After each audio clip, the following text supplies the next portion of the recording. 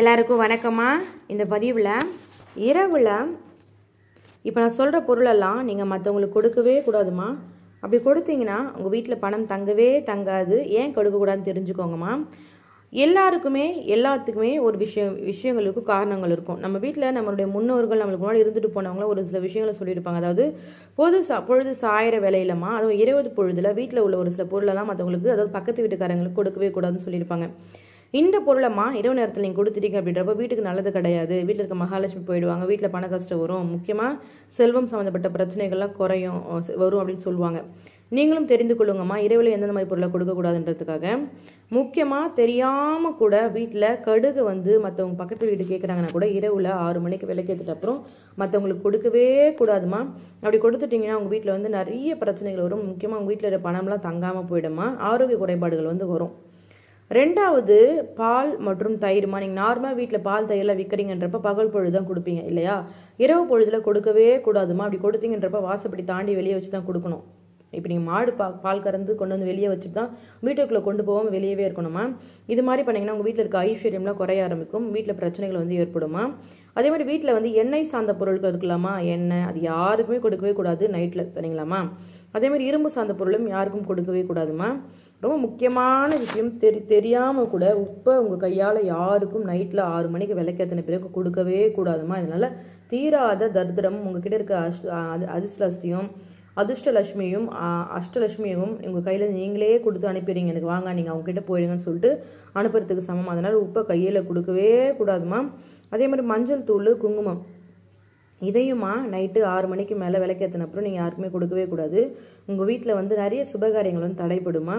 அதே மாதிரி அரிசி, மகாலட்சுமியின் சொருபமாக விளங்கக்கூடிய அரிசியை கூட நீங்கள் வீட்டில் விளக்கு வச்ச அப்புறம் கொடுக்கவே கூடாதுமா. அந்த மாதிரி கொடுத்தீங்க அப்படின்றப்போ நிறைய பிரச்சனைகள் ஒன்று ஒன்றா உங்கள் வீட்டுக்கு வந்துகிட்டே இருக்கும்.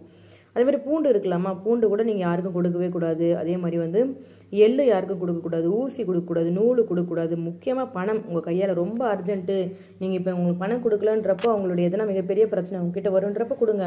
ஆனால் ஒரு சில பேர் சும்மாவே எல்லாம் கேட்பாங்க. அந்த மாதிரி டைமில் வெள்ளிக்கிழமை, செவ்வாய்க்கிழமை, முக்கியமாக இரவு நேரங்களில் உங்கள் கையிலேருந்து பணம் மற்றவங்க கிட்ட போகவே கூடாதுமா.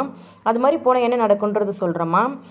இப்போ ஒரு பொருளும் ஒவ்வொரு கிரகணத்துடன் தொடர்புடையதுமா. அப்படி இருக்கும் பட்சத்தில் இப்போ நான் சொல்ல பொருளை நீங்கள் உங்கள் வீட்டில் இருந்து மற்றவங்க வீட்டு கொடுக்கும் பொழுது பொருளை கொடுப்பவர்கள் வீட்டில் கிரகத்தோட நிலையால் என்ன மாதிரியான சூழ்நிலை நிலவுதோ அந்த சூழ்நிலை பொருள் வாங்கோட வீட்டுக்கு வந்துடும். இப்போ உங்கள் வீட்டில் சுபகாரியங்கள் நிறைய இருந்தால் கூட அது உங்கள் வீட்டில் இருக்க சுபகாரியங்கள் அவங்க வீட்டுக்கு போயிடும். இல்லை உங்கள் வீட்டில் நிறைய கெட்ட சக்திகள் அதிகமாக இருக்குன்றப்போ அவங்க வீட்டுக்கு போயிடும். இல்லை உங்கள் வீட்டில் மகாலட்சுமி கடாட்சம் அதிகமாக இருக்குன்றப்போ அவங்க கிட்ட போயிடும். அந்தி சாயம் வேலையிலமா வீட்டில் மகாலட்சுமி கடாட்சம் நிறைய அதிகமாக இருக்கும். அந்த நேரத்தில் இது மாதிரி பொருளை கொடுத்தீங்கன்னா வீட்டில் செழிப்புலாம் இருக்காதுமா. ஆன்மீகத்தை தவிர்த்துன்னு ஒரு காரணம் கூட சொல்கிறேம்மா, அதை பற்றி பார்க்கலாம். அதாவது அக்காலத்துலலாம் கரண்ட் அப்படின்றதே இருக்குது, அதனால தான் இது போன்ற பொருளை மற்றவங்களுக்கு கொடுக்க மாட்டாங்க. அதாவது எண்ணெய், பால் வழவழப்பு தன்மையாக இருக்கும். இந்த பொருளை இரவில் கொடுத்தோன்றப்ப கை தேடி கொட்டி விட்டால் கூட யாரும் குதிச்சு வழிக்கு விழுந்துருவாங்க. ஊசி, உப்பு, இரும்பு இதெல்லாம் கொடுத்தோம் அப்படின்றப்போ பிற காலப்பட்டால் கூட காயம் ஏற்பட்டோம்னு கொடுக்க மாட்டாங்க. முக்கியம் பணம் வீட்டில் கொடுத்தோன்றப்போ தவறி விழுந்துடுச்சு, இல்லை ₹1 அதிகமாக கொடுத்துருந்தா கொடுக்கக்கூடாதுன்னு சொல்லுவாங்க. ஆனால் ரொம்ப முக்கியமான விஷயமா இதை தவிர்த்து நம்ம வீட்டில் எல்லாருக்கும் தெரிஞ்ச விஷயம், மகாலட்சுமி குடியிருப்பாங்க. இல்லை எல்லார் வீட்லையும் தெய்வங்கள் குடியிருக்காமல் இருக்கவே மாட்டாங்க. ஆனால் தெய்வங்கள் குடியிருக்கிற வீட்டில் நம்ம என்னென்ன செயல்கள் தான் பயன்படுத்தணும், கோவிலுக்குன்னா இத்தனை டைமுக்கு தான் இத்தனை மணிக்கு தான் விளக்கேற்றணும், இது மாதிரி நிறைய விஷயங்கள் வீட்டில் இருக்குது இல்லாமல் அது எல்லாத்தையும் ஃபாலோ பண்ணுறப்ப வீட்டில் நல்லதாக நடக்கும். அதனால் பொழுது சாஞ்சிருச்சுன்றப்ப நான் சொல்கிற பொருளை யாருக்கும் கொடுக்கவே கொடுக்காதீங்கம்மா. இப்போது முடியாது, நீங்கள் கொடுக்கலன்னா உங்களுக்கு வேறு சோர்ஸே இல்லைன்னா பரவாயில்ல, பக்கத்தில் கடைகள் நிறைய இருக்குது வாங்க. ஒரு சில பேருமா வேணும்னே அந்த நேரத்துக்கு எதனா கேட்பாங்கம்மா. அது நிறைய எங்கள் வீட்டில் நடந்திருக்கு, நான் கண்ணு கூட பார்த்துருக்குறேன். வேணும்னே கேட்பாங்க. அது மாதிரி வேணும்னு கேட்குறவங்க நிச்சயமாக கை தொட்டு எதுவுமே கொடுக்கவே கூடாதுமா. அதே மாதிரி உங்கள் வீட்டிலேருந்து 6 மணிக்கு மேலே ஒரு குடம் தண்ணி எடுத்து மற்றவங்களும் கொடுக்கவே கூடாது. கங்கா அதையும் பண்ணவே கூடாதுமா. இந்த மாதிரி தவறுகள் செஞ்சீங்கன்றப்போ உங்கள் வீட்டில் கொஞ்சமாக ஐஸ்வர்யம் குறைய ஆரம்பிக்கும், உங்கள் வீட்டில் வறுமை வர ஆரம்பிக்குமா. இந்த பதிவு பிடிச்சிருந்தா மறக்காம சேனலை சப்ஸ்கிரைப் பண்ணுங்கம்மா.